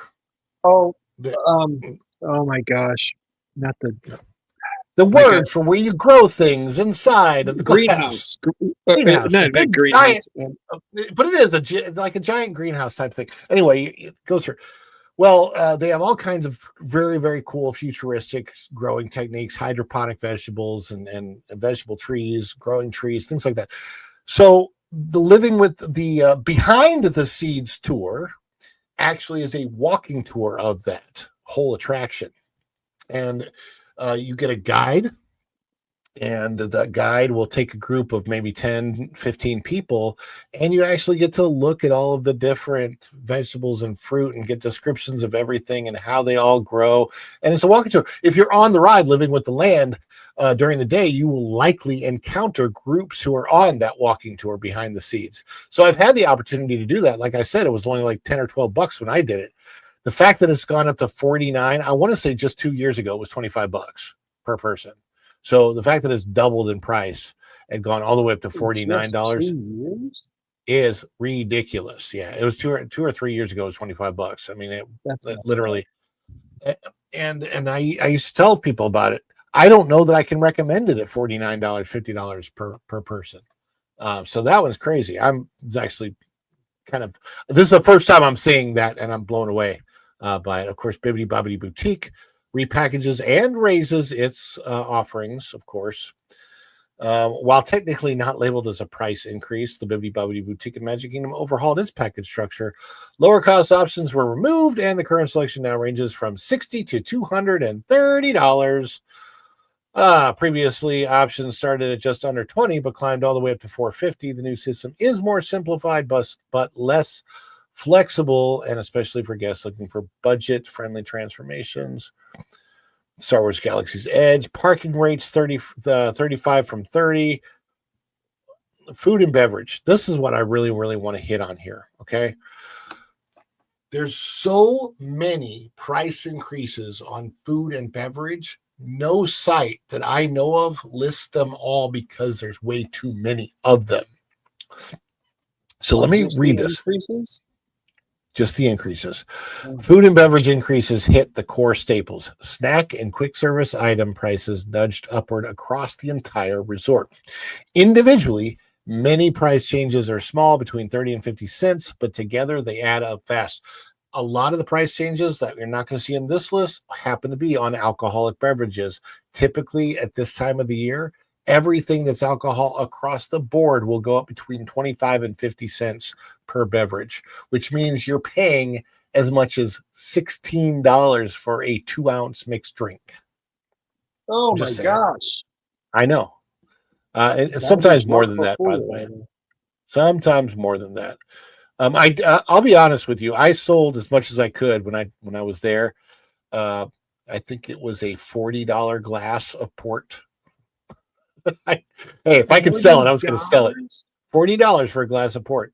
And believe me, I sold look, I knew my job. My job was not care about families. It was to cater to rich people. It's one of the reasons I know that Disney's catering to rich people, because that's what I was trained to do. It was going for the wallet. Mickey Pretzel is $8.50 for a frickin' pretzel, people. They're not even fresh anymore. Someone said they're now brought in frozen. They make them on site. No, they're just heated up. Mickey pretzels $8.49. Dole Whip is $5.79, basically $6 with tax. The souvenir popcorn bucket. Now, the souvenir popcorn bucket they're talking about is the basic popcorn bucket. I don't have one here. I wish I could show you, but it's just a bucket with some decor on it. $14.29, up from $13, so it's $1.30 up. And the refills on those are $2.50, up from $2.19. Regular popcorn, no bucket, that's just the box, is $6, up from $5.69. Bottled soda and vitamin water is $5.50 for a bottle of Coke. Oh, like a single serving bottle of Coke. Smart water, $6.25, up from $6, which means you're pretty dumb if you're paying for smart water. One major shift: most outdoor food carts have now gone completely cashless. Guests can only use credit or debit cards, Disney gift cards, or mobile payments like Apple Pay or Google Pay. This is part of Disney's larger push towards streamlined, contactless transactions. And then they go into the park merchandise, which I mean, $37 for ears, lounge flies. The backpacks are $100. Magic bands.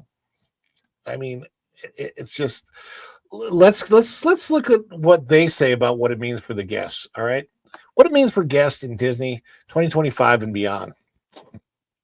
This year's round of increases broader and more noticeable than in years past. The changes span the full guest experience, from how you get into the parks to what you eat, wear, ride, and take home. Budget-conscious families and casual guests might find themselves rethinking what's essential, or rethinking whether or not to go to Disney at all. Is Lightning Lane worth it? Well, it never has been, so no. Can you still justify a multi-day trip with parking and meals and climbing costs? Should you skip extras like Bibbidi Bobby Boutique or Sabi's Workshop? I'm going to tell you right now, if you really want a much better experience across the board, just go 10 miles away or less and hit Epic Universe, hit Universal Orlando. Look, it's time, I think, to rethink everything. If you have been a Disney fan in the past, even if you've held out for this long, and I know a lot of people haven't, I think it's about time to rethink your Disney fandom, honestly. And look, I definitely could have been called a pixie duster 5-10 years ago. I wish I could be a pixie duster. I wish I could love everything Disney is throwing at us. But with these prices, it's just bizarro world. I mean, you're up in Michigan. You're a Michigander, right? Yeah. Okay. And what kills me, I was thinking about this. If I had booked this trip in February of this year, and I would have budgeted, let's say me and my wife and a couple friends go, we take 4 people. The time we get there now, it would cost at least $300 more than I budgeted, even if we did the exact same stuff we planned to do. I mean, here's my question, Disney. How many families got 20 to 25% raise in their income? Because that's what Disney is doing. Disney is taking these trips every year and making them 12 to 25% more expensive than they were the previous year. They're outpacing inflation by 400%, 4 times the pace of inflation. Historic. And inflation's bad enough. So, yeah, I mean, and then Go and Show You says it's $40 to park here. So the park hop for one person is $240 before tax, before you walk in the door out there at Disneyland. You know, we were talking about the Disney World prices. Disneyland also raised their prices on everything. And Go and Show You says I pay $10 a month for my Universal Hollywood pass with parking. My sister pays almost $160 a month for her Disney pass. I mean, it's just nuts. Oh, great show. Oh, thank you for the super chat, Cam. Oh, hey, you know what? We haven't had a celebration all night. Oh my gosh, we got to celebrate this. guys. I normally I talk about how we celebrate, but if you're out there and you're in the chat and maybe this is the first time you've been with us or whatever, we love to celebrate any support we get. So when we celebrate with a little dance number, you'll see it in just a minute. Celebrate along with us. If you're a member of the channel, that's member emojis or whatever you want to put in chat. If you're not a member, some fireworks or dance emojis. We're going to celebrate and say thank you to Cat Wings right now.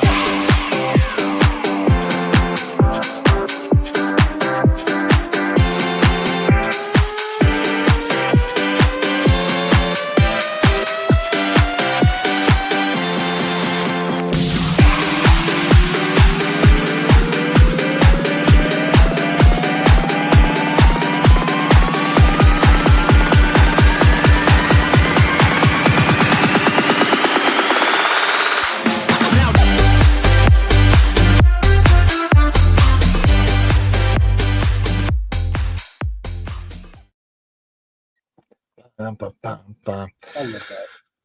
Oh my God. Yeah, it's look, I love giving out information. I've been thinking a lot about this channel lately and what I'm going to do. Yes, I handle news commentary and what's going on in theme parks and pop culture and all of that. And I've been thinking about doing a video either on why theme parks have been such a big part of my life, looking back over St. Louis, growing up in St. Louis, So I was born in 1971. Okay. In 1971, on June 4th, Six Flags St. Louis opened a few months before I was born. And then on October 1st, the Magic Kingdom opened. And then November 1st, my mom opened and I came out. Well, 9 months before that. Anyway. Go ahead. Not quite the theme park ride she would have wanted, but there I was.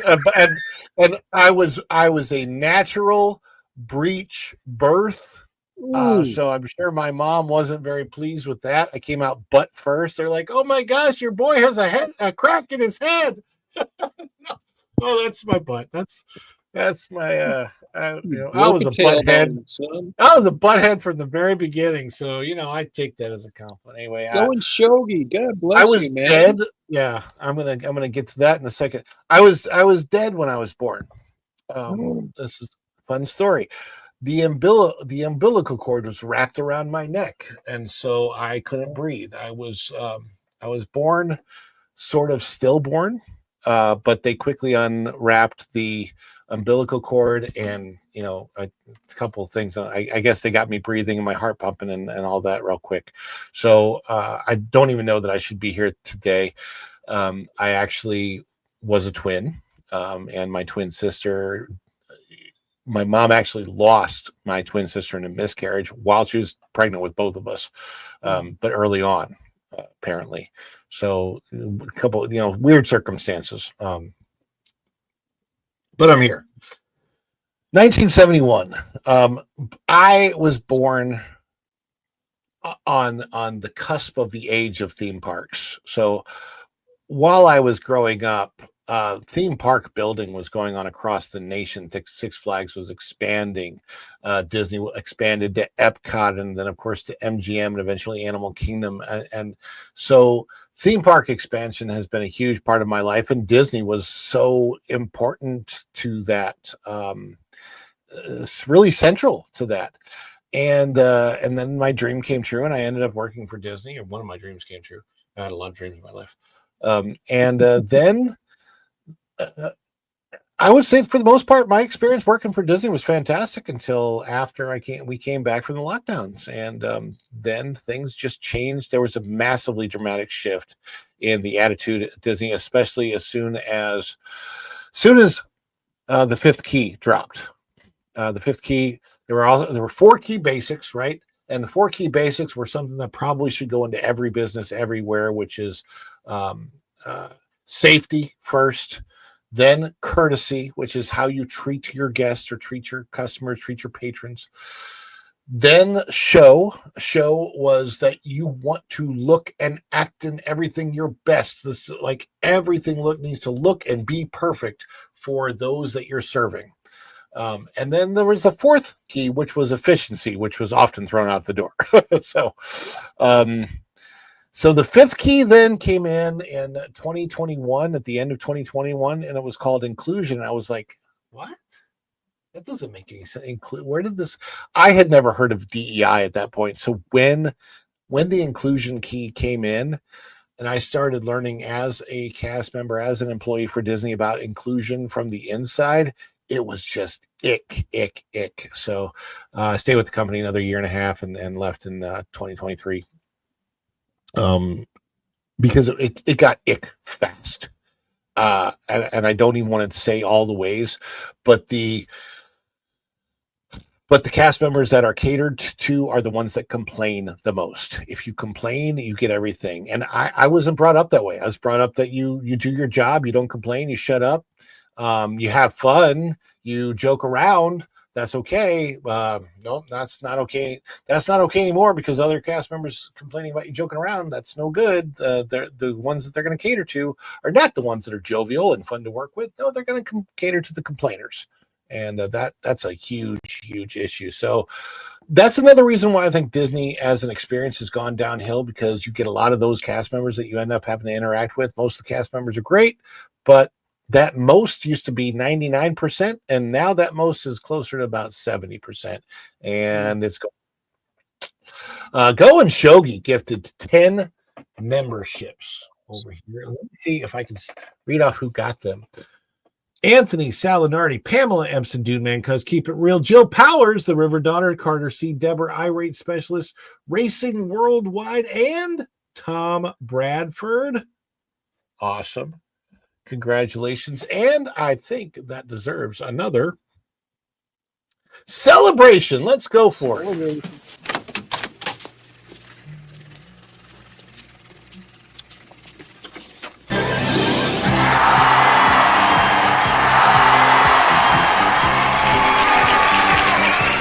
Too much? Too much? It's a perfect! Wahoo! Oh, this is too much. Give me a break. I couldn't be more excited.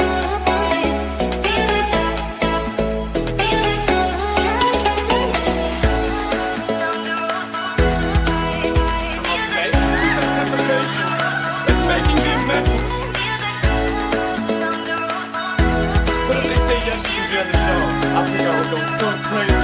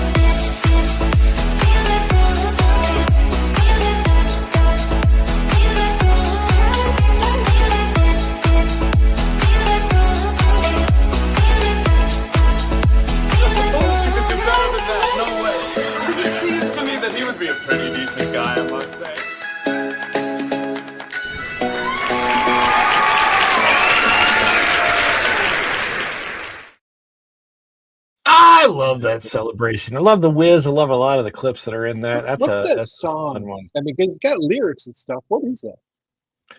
The song that I use, Yeah. it was on Epidemic Sound.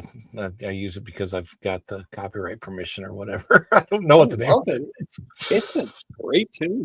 I'll find what it is and I'll send it to you, because I just have to look through my list of those. But yeah. And Go and Shogi also, you do your job the best of your ability because you should have pride in your work. No task is too menial. Yeah. And you should. And the problem with a lot of the cast members now is everything to them is about how much they're getting paid for what they have to do. And I was not brought up that way. The work um, what do you call it? The people, the people at work. The work environment. It's just it's so different than it used to be. It's not when I was coming up. My first job was a Bubba and Koi's Southern style catfish. I was 15 years old. When I was 14, we went there just before my birthday to Bubba and Koi's Southern style catfish. My mom, who's in the chat, she can verify this. And we talked to they said, "Do you hire 15-year-olds?" And so they said, "Well, we might."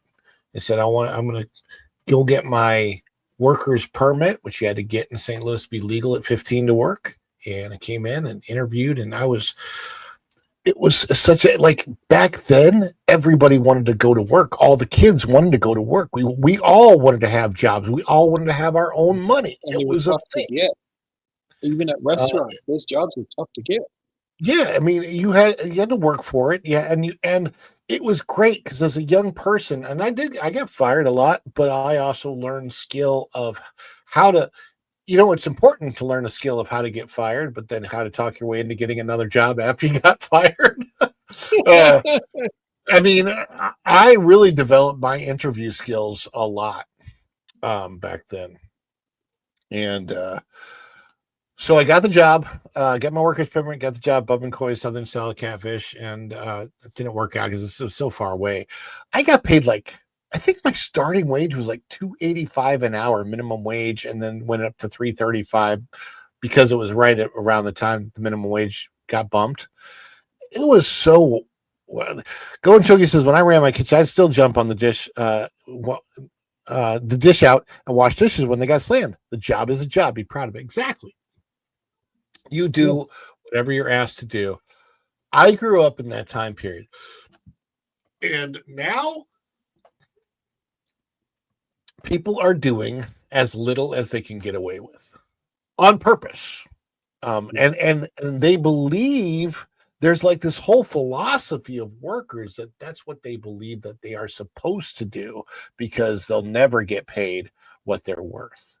And as long as they truly believe that, I think they're going to stay worth less because they're not doing you do over and above what you're asked, right?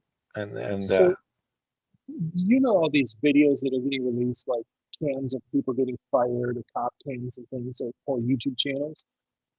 There is an actual philosophy that Gen X, Gen Y, Gen Z believe you need to give them extra encouragement when they start the job. And people getting fired, and they record this and put it on the internet, say, "Well, you didn't encourage me enough. Everyone treated you great. Yeah, but you didn't go out of your way to encourage me." Do your freaking job. It's what you got hired to do. So it's ridiculous. I don't know what's going on with schools today. Going Shogi, let's celebrate this. Let's celebrate this one little celebration more.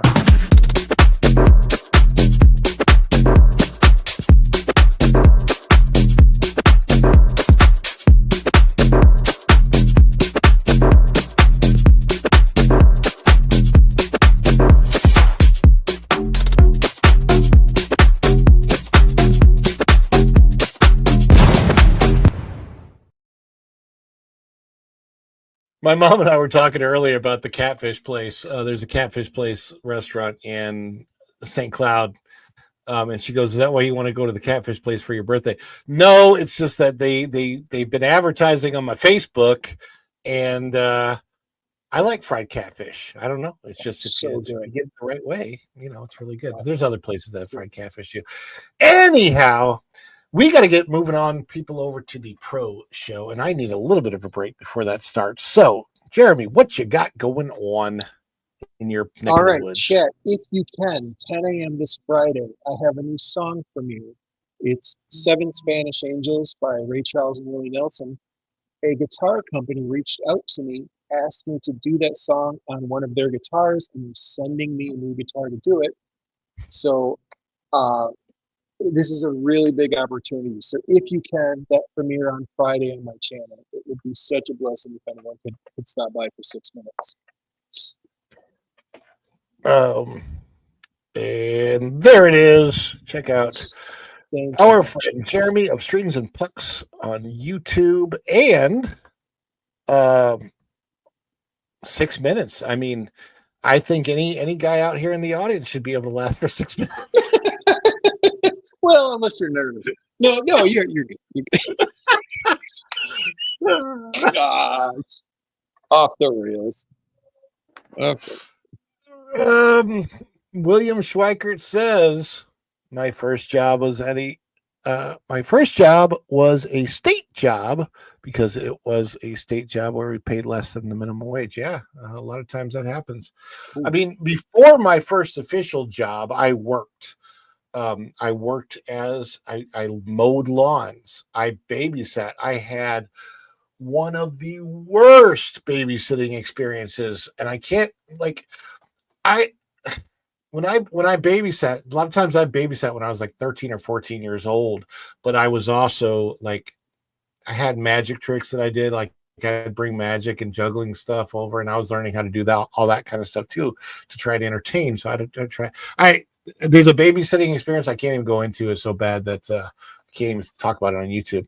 I had awful experiences. And then mowing lawns was fine. That's an easy one. And then when I was 15, 16, 17, 18, I did a lot of street entertainment as far as juggling and mime and street magic and all that kind of stuff. There was a guy named Bill Jones who came to my high school and performed, and I kept in touch with him because he actually ran the entertainment program at Westport Plaza, which was a place in St. Louis where they did some street entertainment. It was like an outdoor mall type situation. So I got in touch with him and was able to come on as a street entertainer there for a little bit at Westport Plaza. I did a lot of little stuff, but you know, you don't realize it at the time how young you are and how much you're learning. It's kind of cool to look back on it now and go, you know what, I learned a lot from those experiences. And because I was such a big fan of names like Doug Henning, remember him? The magician Doug Henning, Dave Copperfield, all of those specials. And you know, that was back in the day when variety shows were a huge thing on television. Now it's reality shows, but back then it was variety shows and variety acts, and those were a lot of fun. Brady Bunch, Donnie Marie, all of them. Yeah. And the fact that I grew up with the Donnie Marie show and then now like know all the Osmond family is really weird to me. It's kind of a bizarre world, but there you go. Anyhow, we got to get going. Stay tuned here for the next daily. That's not daily dish. It's just the dish now. Thank you so much, Go and Shogi. And also, Cat Wings for the extra support. Thank you, Lou Wasserman's Ghost, for being here. Thank you, Jeremy, Laura. Thank everybody out there in the chat. And until next time, guys, thank you so much for being here. Go on over to the Pro Show. I'll be there in a few minutes. Until next time, we will see you real soon. Bye, everybody. Ciao. Dishes are done, man. Cleans them down to the shop.